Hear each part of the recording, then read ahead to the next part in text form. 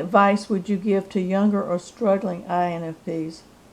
My advice would be is to be yourself, do your thing, regardless of what other people say. I mean, within reason, but legal and all that kind of stuff.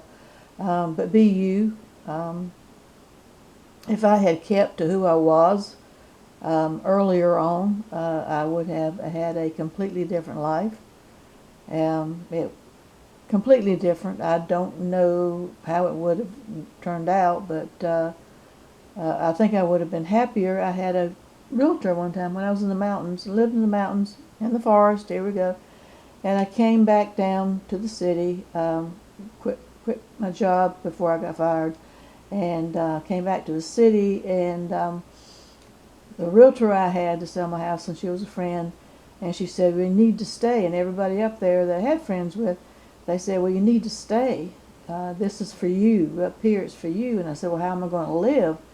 I said, what, have a produce stand on the side of the road, which is what they typically do up in the mountains here in North Carolina. They'll have a produce stand just on the back of a pickup truck or whatever. And that's how they make a living. And she laughed and she said, well, she said, yeah, I see your point, but she said you'd be a lot happier.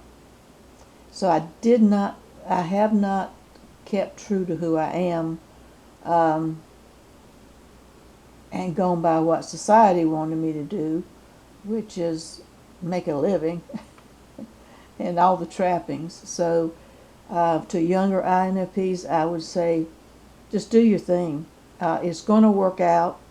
If you have faith that it's going to work out, it's going to work out. It's going to work out. It might not work out like you had planned, which is interesting because you just, door opens, take the opportunity. Go for it.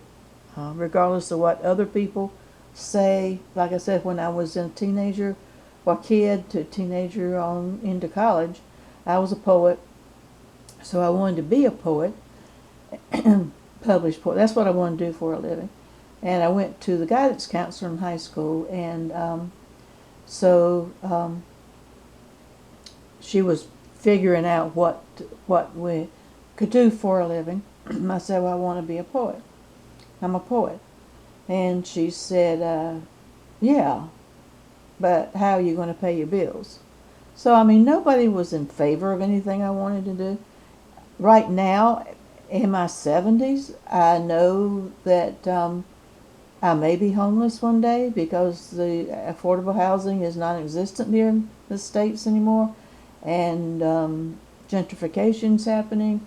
Everything's happening. I have fixed income. I can't work. But I have figured out how I can be homeless because I've traveled a lot. I know how to live in my car.